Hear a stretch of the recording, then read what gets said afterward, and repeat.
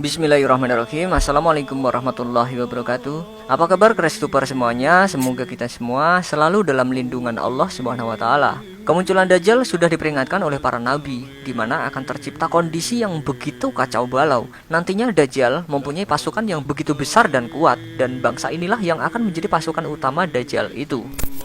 Unggahan Facebook Ion Palestina sempat menyita perhatian publik, di mana memperlihatkan tas tentara Israel yang terdapat tulisan kafaro dan infidel di bagian atasnya. Infidel sendiri juga memiliki arti kafir. Dalam bahasa Indonesia, secara harfiah, kafir berarti orang yang tidak percaya kepada Allah dan Rasul-Nya.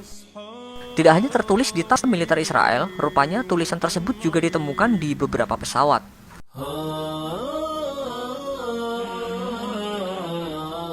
Emblem kafir memang menempel di seragam, topi, baret, dan alutsista Brigade Kafir yang merupakan elemen angkatan bersenjata Israel yang dibentuk pada 2005. Karena sistem huruf Ibrani yaitu bahasa Yahudi, mereka tidak mengenal huruf hidup, maka tulisan Latin yang digunakan adalah KFR, yang diartikan secara bebas sebagai simbolisasi kafaro atau kafir. Dalam bahasa Ibrani, kafir artinya singa atau the lion. Ada juga yang menganggap bahwa pasukan tersebut sebagai singa muda karena unitnya yang baru dibentuk.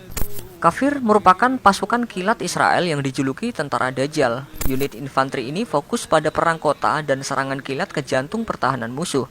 Awalnya, kehadiran Kafir Brigade untuk menghadapi Hamas dan Palestina di tepi barat selama lebih dari 1 dekade. Namun tugasnya kini diperluas hingga sepanjang perbatasan jalur Gaza. Sebagai pasukan dengan unit termuda di antara pasukan militer lainnya, keberadaan Kafir Brigade dengan segala emblem yang menempel padanya kerap dikaitkan dengan pasukan yang nantinya akan berada di belakang Dajjal kelak menjelang kiamat. Sebagai tentara Yahudi, keterkaitannya dengan Dajjal memang begitu jelas. Sebagaimana sabda Rasulullah SAW, Dajjal diikuti Yahudi Asbahan sebanyak 70.000. Mereka mengenakan jubah hijau.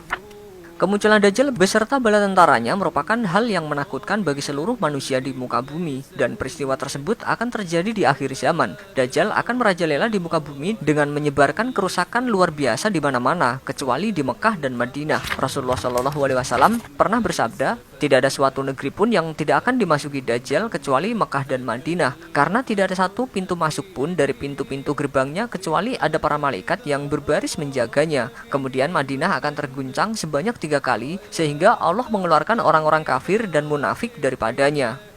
Dilansir dari Republika, ternyata ada suatu kaum yang justru menanti-nantikan kedatangan Dajjal. Pada zaman Nabi SAW, sebagaimana yang diriwayatkan dari Abu Aliyah, suatu hari orang-orang Yahudi datang kepada Rasulullah SAW membicarakan tentang Dajjal. Mereka lantas berkata, Dajjal akan muncul di akhir zaman dari golongan kami. Tak berhenti sampai di situ, orang-orang Yahudi ini lantas membual untuk mengagung-agungkan perihal Dajjal. Mereka mengatakan bahwa Dajjal nanti akan melakukan ini dan itu.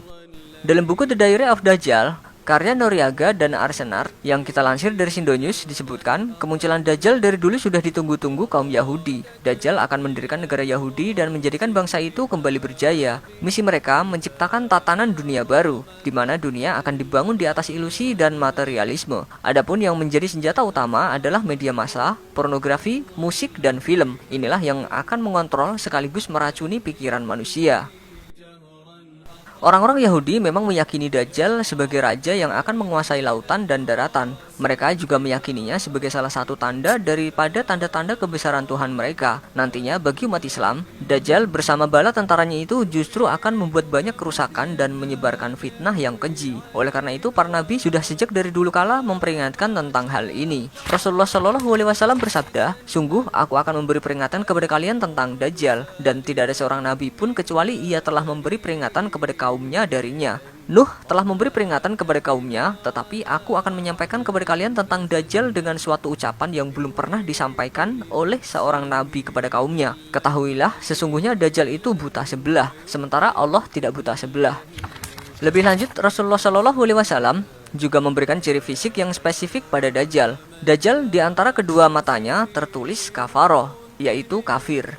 Tulisan kafaro pada pasukan Israel dan ciri fisik pada Dajjal bisa jadi merujuk kepada keterkaitan antara keduanya. Dengan beberapa penjelasan akan hal itu, kiranya bisa membuat umat Islam lebih bertawakal dan berserah diri kepada Allah Subhanahu wa taala yang akan menjauhkan dari segala tipu daya dan fitnah Dajjal. Allah Subhanahu wa taala berfirman dalam surat Al-Maidah ayat 64, "Setiap mereka menyalakan api peperangan, Allah memadamkannya, dan mereka berbuat kerusakan di muka bumi, dan Allah tidak menyukai orang-orang yang membuat kerusakan." Ayat ini berbicara mengenai bangsa Yahudi yang suka membuat kerusakan, menyebar fitnah, mengadu domba, dan pada akhirnya menciptakan peperangan. Mereka pula pihak di belakang upaya pembunuhan banyak Nabiullah alaihimussalam. Catatan sejarah dan keadaan masa kini mengenai kejahatan kaum Yahudi membuat mereka pantas menjadi pihak yang paling menanti dan menyambut kedatangan Dajjal, sehingga wajarlah bila mana Nabi Muhammad SAW menginformasikan kepada kita bahwa saat kemunculan Dajjal untuk menebar puncak fitnah dan kekacauan di muka bumi, maka kumpulan manusia yang akan menjadi pendukung utamanya ialah bangsa Yahudi. Maka mereka akan menjadi prajurit-prajurit utama pasukan Dajjal.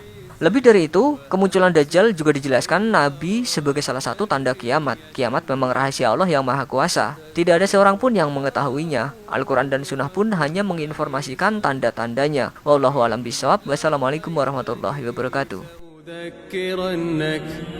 فإن لاقيتني سأذكرنك